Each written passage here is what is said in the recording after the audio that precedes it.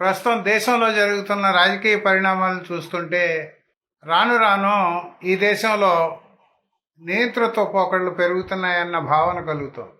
ప్రశ్నించే శక్తులు, సమాజ హితాన్ని కాంక్షించేవాళ్ళు, ప్రభుత్వ వైఫల్యాలను ఎత్తిచూపాల్సిన వాళ్ళు అందరూ కూడా వాంటెడ్గా మౌనం పాటిస్తున్నారేమో అన్న అనుమానం కలుగుతుంది. సుప్రీంకోర్టు ప్రధాన న్యాయమూర్తి చేసిన వ్యాఖ్యల నేపథ్యంలో కాక్రోచ్ జనతా పార్టీ ఏర్పడిందని మనందరికీ తెలుసు. ఆ పార్టీ ఏర్పడిన తొలి రోజుల్లో అది రాజకీయ వేదిక కాకపోయినప్పటికీ కూడా మిగతా రాజకీయ పక్షాలన్నీ దాన్ని చాలా తేలిగ్గా తీసుకున్నాయి. నీట్ ప్రశ్నాపత్రాల లీకేజ్ వ్యవహారం మీద ప్రతిపక్షాలన్నీ మౌనం వహించిన దశలో, చేష్టలుడిగి చూస్తున్న దశలో వాళ్ళందరూ చీలికలు పేలికలుగా విడిపోయి ఒకరి మీద ఒకరు దుమ్మెత్తి పోసుకుంటున్న దశలో కాక్రోచ్ జనతా పార్టీ ఆవిర్భవించి నీట్ ప్రశ్నాపత్రాల లీకేజీ మీద ధర్మేంద్ర ప్రధాన్ రాజీనామా చేయాలని, ఆ లీకేజీ కారణంగా ఆత్మహత్యలు చేసుకున్న వాళ్ళకి నష్టపరిహారం చెల్లించాలని డిమాండ్లు తెచ్చినప్పుడు ఈ దేశంలో ఉన్న రాజకీయ పార్టీలు కానీ, ప్రజాస్వామ్యానికి మూల స్తంభాలుగా నిలవాల్సిన న్యూస్ ఛానళ్ళు కానీ, దినపత్రికలు కానీ పెద్దగా స్పందించలేదనే చెప్పాలి. ఎందుకంటే ఇప్పటికే ఈ దేశంలో ప్రధాన న్యూస్ ఛానళ్ళు, దినపత్రికలు అన్నీ కూడా కార్పొరేట్ సంస్థల చేతుల్లోకి పోవడమో, ఏదో ఒక రాజకీయ పార్టీకి దాదాపుగా అనుబంధంగా నడవడమో జరుగుతుంది. కొన్ని రాజకీయ పార్టీలు ప్రత్యక్షంగా మీడియా సంస్థలను ఏర్పాటు చేసుకున్న విషయం కూడా మనందరికీ తెలుసు. ఒకప్పుడు అన్నా హజారే అవినీతికి వ్యతిరేకంగా పోరాడితే దేశవ్యాప్తంగా దానికి ఏ రకమైన స్పందన లభించిందో 15 ఏళ్ల క్రితం మనం చూసాం. ఈవేళ కాక్రోచ్ జనతా పార్టీ చేస్తున్న ఉద్యమానికి ప్రజల మద్దతు లేదు అనే భావనతో చాలా రాజకీయ పార్టీలు దాన్ని దూరం పెట్టాయి. అంతేకాదు, ప్రధాన స్రవంతిలో ఉన్న న్యూస్ మీడియా కూడా అప్పటికే తాము ఏదో ఒక రాజకీయ పార్టీకి ఊడిగం చేస్తున్న కారణంగా కాక్రోచ్ జనతా పార్టీ కార్యకలాపాలను వివరించడంలో నిర్లక్ష్యం వహించాయని చెప్పక తప్పదు. ఈవేళ జరుగుతున్న పరిణామాలు చూస్తే అసలు ప్రశ్నించే శక్తులన్నీ కూడా రాను రాను మోగబోతున్నాయా అన్న భావన కలుగుతుంది.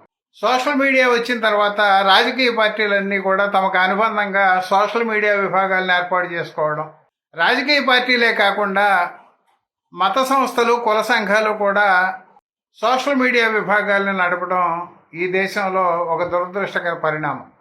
ఈ నేపథ్యంలో కాక్రోచ్ జనతా పార్టీ కొద్ది రోజుల క్రితం ఢిల్లీలో చేపట్టిన చలో పార్లమెంటు నిరసన ఏ రకంగా దేశ ప్రజల దృష్టిని ఆకర్షించిందో మనందరికీ తెలుసు. నీట్ పరీక్ష వైఫల్యాలను ఎత్తి చూపుతూ ధర్మేంద్ర ప్రధాన్ రాజీనామాని కోరుతూ సోనం వాంగ్చుక్ ఆమరణ నిరాహార దీక్ష చేపట్టిన తర్వాత దాదాపు 15 రోజుల పాటు ఏ ప్రధాన న్యూస్ ఛానళ్ళలోనో వార్తాపత్రికల్లోనో అది వార్తగా రాలేదు. వాంగ్చుక్ ఆరోగ్యం క్షీణించిన తర్వాత మాత్రమే వార్త రూపంలో దాన్ని తీసుకురావడం జరిగింది. మొన్న జరిగిన పార్లమెంటు నిరసన ప్రదర్శనలో లాఠీచార్జి జరగడం, ప్రభుత్వం ఊహించిన దానికంటే చాలా ఎక్కువ మంది హాజరు కావడం కాక్రోచ్ జనతా పార్టీ యువతని ఆకర్షిస్తోందనడానికి ఒక ఉదాహరణగా నిలుస్తోంది. ఈ నేపథ్యంలో ఈవేళ సోషల్ మీడియాలో కాక్రోచ్ జనతా పార్టీని సమర్థిస్తున్న వాళ్ళని విమర్శిస్తూ వస్తున్న పోస్టులు, వాటికి కొంతమంది పెడుతున్న కామెంట్లు చూస్తుంటే చాలా బాధగా అనిపిస్తుంది. ప్రస్తుతం అధికారంలో ఉన్న రాజకీయ పార్టీలన్నీ కూడా విమర్శను సహించలేని స్థితికి దాదాపుగా చేరుకున్నాయని చెప్పక తప్పదు. ప్రభుత్వాన్ని విమర్శిస్తే మా మనోభావాలు గాయపడ్డాయంటూ ఆయా రాజకీయ పార్టీల కార్యకర్తలు పోలీస్ స్టేషన్లకు వెళ్ళి కంప్లైంట్ ఇవ్వడం జరుగుతుంది. ప్రభుత్వాలని విమర్శించే స్వేచ్ఛ లేకపోతే ప్రజాస్వామ్యం నియంతృత్వం వైపు ప్రయాణిస్తున్నట్టుగా భావించాలి.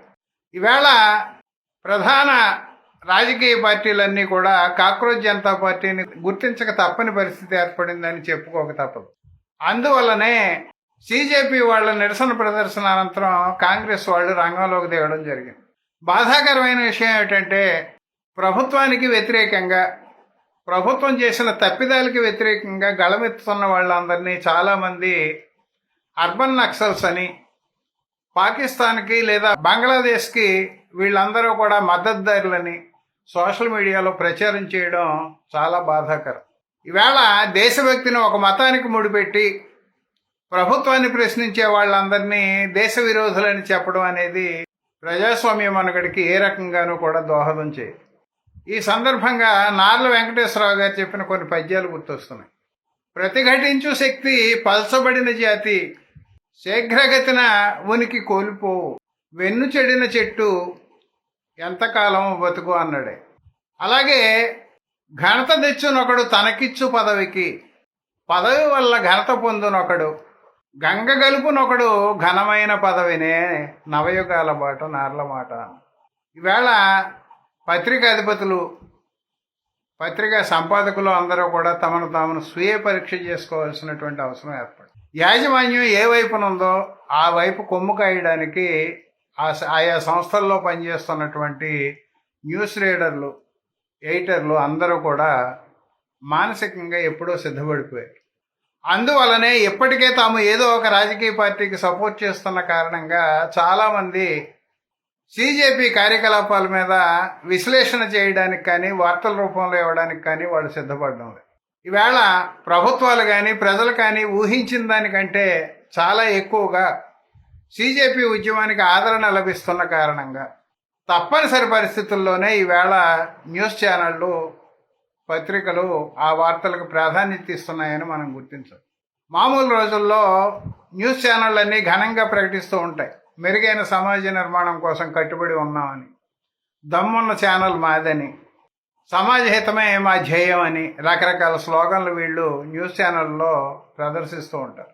వాస్తవానికి వస్తే ప్రజల్ని అజ్ఞానంలో ముంచేటువంటి మత విషయాలకి, మూఢనమ్మకాలకి వీళ్ళు ప్రాధాన్యత ఇస్తున్నారు.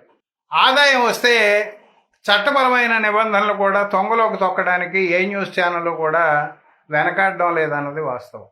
నేషనల్ మెడికల్ కౌన్సిల్ నిబంధనల ప్రకారము ఏ ఆసుపత్రి వాళ్ళు కూడా పేషెంట్ల యొక్క హిస్టరీని వాళ్లతో చెప్పించి కానీ తాము వాడుకుని కానీ తమ ఆసుపత్రిని ప్రచారం చేసుకోవడం తప్పు, అది చట్టవిరుద్ధం. అయినప్పటికీ కూడా ఈవేళ ఏ టీవీ ఛానల్ ఆన్ చేసినా, ఏ న్యూస్ ఛానల్ ఆన్ చేసినా ఆర్జేఆర్ హాస్పిటల్స్, హెర్బల్ హాస్పిటల్ వాళ్ళు పేషెంట్లను తీసుకొచ్చి వాళ్ళతో కథనాలు వినిపించడం, అక్కడ చికిత్సా విధానాలను చూపెట్టి అడ్వర్టైజ్మెంట్ల రూపంలో డబ్బులు గుంజుకోవడం జరుగుతుంది.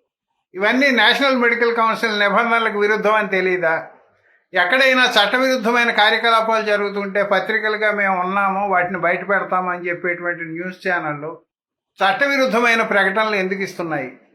ఈ ప్రశ్న ఎప్పుడన్నా వాళ్ళు వేసుకున్నారా? సమాజంలో మూఢనమ్మకాలను పెంచి పోషించేటువంటి అడ్వర్టైజ్మెంట్లని ఎలా అనుమతిస్తున్నారు? మాకు కూడా ఖర్చులు ఉంటాయి, మాకు నిర్వహణకి ఖర్చులు కావాలి కదా అని చెప్పి చేసేటువంటి వాదనలు సమంజసం కాదు.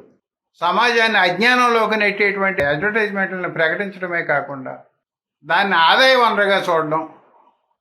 మరీ దారుణం ఏమిటంటే ఇటీవల కాలంలో ప్రభుత్వ ప్రకటనలనే వార్తల రూపంలో చదివేటువంటి దుస్థితి కనిపిస్తుంది. కేంద్ర ప్రభుత్వం సాధించిన విజయాలు అంటూ అవి వార్తలు చదువుతున్న తీరులోనే ప్రకటనల్ని న్యూస్ ఛానల్లో మనం అందరం చూస్తున్నాం. అసలు ప్రభుత్వంలో తప్పు జరిగితే ప్రశ్నించాలా, అవసరం లేదా? ప్రభుత్వంలో మంత్రులు తప్పు చేస్తే ఆ తప్పులకు బాధ్యత వహించాల్సింది ఎవరు? అసలు మంత్రులు నైతికంగా తమ తప్పిదాలను ఒప్పుకొని రాజీనామా చేసేటువంటి పరిస్థితులు ఈవేళ ఎందుకు లోపించాయి? ఎప్పుడో ఒకప్పుడు అలా జరిగింది అని చెప్పి ఇప్పుడు ఎత్తి చూపుతుంటే ప్రతి రాజకీయ పార్టీ వాళ్ళు ఏం చెబుతున్నారు? ఇది వరకటి రోజులు వేరు, ఇప్పటి రోజులు వేరు. మేము దోషుల మీద కఠిన చర్యలు తీసుకుంటూనే ఉన్నాం, మా ప్రభుత్వం అలసత్వం వహించడం లేదు. లాకప్ డెత్ జరిగినందుకు పోలీసుల్ని, బాధ్యులైన పోలీసుల్ని శిక్షిస్తాం. నీట్ పరీక్ష ప్రశ్న పత్రాలు లీక్ అయినందుకు బాధ్యుల్ని ఇప్పటికే అరెస్ట్ చేశాం అని చెప్పడమే తప్ప నైతికంగా బాధ్యత వహించేటువంటి మంత్రి ఎవరైనా మనకు కనిపిస్తున్నారా? వీళ్ళ దాదాపుగా ప్రజలు కూడా అవినీతి సర్వత్రా ఉంది, మనం రాజకీయ నాయకుల్లో అవినీతిని పట్టించుకోని అవసరం లేదు అనే భావనకు వచ్చేసారేమో అని చెప్పి కూడా అనుమానం కలుగుతుంది జరుగుతున్న పరిణామాలు చూస్తుంది. అయ్యా, ఇతర దేశాల్లో ఈ పరిస్థితి లేదు. అవినీతి మరకలు అంటుకున్నాయి అనే నమ్మకం కలిగితే దారుణమైన శిక్షలు విధిస్తున్న దేశాలు కూడా ఉన్నాయి. అవినీతి ఆరోపణలు ఎదుర్కొంటున్న వాళ్ళని వాటర్లు పక్కన పెడుతున్నటువంటి దేశాలు అనేకం ఉన్నాయి.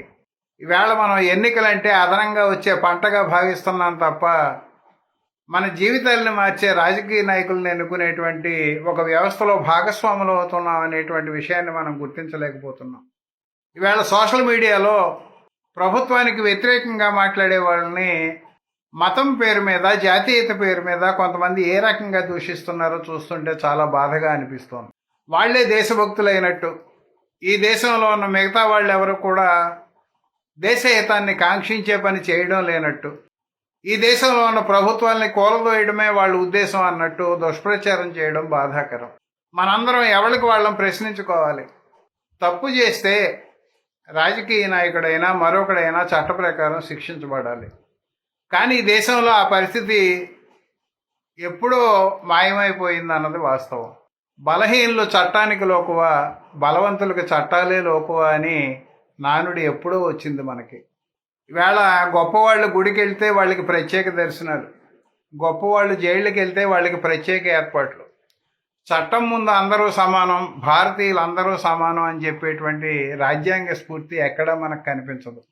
సుప్రీంకోర్టు ప్రధాన న్యాయమూర్తి వ్యాఖ్యల నేపథ్యంలో కాక్రోచ్ జనతా పార్టీ ఏర్పడితే ఈవేళ కాక్రోచ్ జనతా పార్టీ కార్యకర్తల్ని పోలీసులు ఏ రకంగా కొట్టారో వీడియోలు చూడండి అంటే మాకంత తీరిక లేదు, మా సమయాన్ని వృధా చేయకండి అని చెప్పి అదే సుప్రీంకోర్టు ప్రధాన న్యాయమూర్తి చెప్పడం మనందరం గమనించాలి. ఈ దేశంలో ప్రభుత్వాలకి అనుగుణంగా వ్యవహరించేటువంటి వ్యవస్థలు రోజు రోజుకు పెరుగుతున్నాయి. స్వతంత్రంగా వ్యవహరించాల్సిన వ్యవస్థలన్నీ కూడా ప్రభుత్వం చేతిలో బానిసలుగా పనిచేస్తున్నాయి అన్నది వేళ వాస్తవం. కొంతమంది న్యాయమూర్తులు కూడా ప్రభుత్వానికి అనుకూలంగా జడ్జిమెంట్లు ఇస్తే వాళ్ళకి రాజ్యసభ సభ్యత్వాలు లభిస్తున్నాయనే భావన ప్రజల్లో పెరిగిపోయింది. అందుకే కాక్రోచ్ జనతా పార్టీ వాళ్ళు ఏ న్యాయమూర్తి పదవి విరమణ చేసినా అతనికి 5-6 సంవత్సరాల వరకు ఏ రకమైనటువంటి పదవి ఇవ్వకూడదు అని చెప్పి ఒక కొత్త నినాదాన్ని కూడా ఎంచుకోవడం జరిగింది. కనీసం మనం సమాజాన్ని మార్చడానికి ఏ రకమైన ప్రయత్నము చేయడం లేదు. చేసే వాళ్ళకి సపోర్ట్ ఇవ్వడం మనందరి బాధ్యత. భారతీయులుగా ఈ దేశ హితాన్ని కోరే వాళ్ళందరూ కూడా దేశంలో మార్పు కోసం పోరాటం చేయడానికి ముందుకు వచ్చిన వాళ్ళని సమర్థించాల్సిన బాధ్యత మన అందరి మీద ఉంటుందని గుర్తించాలి. కానీ బాధాకరమైన విషయం ఏమిటంటే బాప్తిస్మం తీసుకుని క్రైస్తవంలోకి పోయిన వాళ్ళు పరిశుద్ధులైనట్టుగా ఈవేళ అవినీతిపరులుగా ముద్రపడిన వాళ్ళందరూ కూడా అధికార పార్టీలో చేరితే నీతిపరులుగా చలామణి అయ్యే పరిస్థితి వచ్చిందని చెప్పి ఈ దేశం అంతా విస్తుపోయి చూస్తోంది. ప్రభుత్వ వ్యవస్థలు ప్రతిపక్షాల్లో ఉన్న వాళ్ళని వేటాడినట్టుగా అధికార పక్షంలో ఉన్న వాళ్ళ వెంట పడడం లేదన్నది వాస్తవం. ఈ దుస్థితిని మార్చడానికి మనం ప్రయత్నం చేయకపోతే, లేదా మార్చేందుకు ప్రయత్నం చేసే వాళ్ళని మనం సపోర్ట్ చేయకుండా వాళ్ళ మీద విమర్శలు చేస్తే ఈ దేశంలో ఉన్న పరిస్థితి అంతకంతకు దిగజారుతుంది తప్ప ప్రజాస్వామ్యం ఏ రకంగానూ బలపడదు. పైగా ఇది సంపూర్ణ నియంతృత్వం వైపు పయనించేటువంటి అవకాశాలు ఎక్కువగా ఉంటాయి. కాబట్టి సమాజ హితం కోరేవాళ్ళు, దేశ ప్రగతిని కోరేవాళ్ళు తప్పనిసరిగా ప్రభుత్వాన్ని ఏదైనా తప్పిదం జరిగితే విమర్శించడం అనేది ప్రజాస్వామ్యంలో హక్కుగా గుర్తించాలి. విమర్శ అంటే కేవలం విమర్శ కాదు, లేదా బూతులతో కూడిన విమర్శ కాదు. విమర్శ హేతుబద్ధంగా ఉండాలి, ప్రజాస్వామ్యబద్ధంగా ఉండాలి. ఆ రకంగా జరిగేటువంటి ఉద్యమాలన్నిటికీ కూడా సానుకూలంగా స్పందించి మన సహకారాన్ని అందించాల్సినటువంటి బాధ్యతని ప్రజలందరూ గుర్తిస్తారని చెప్పి ఆశిస్తూ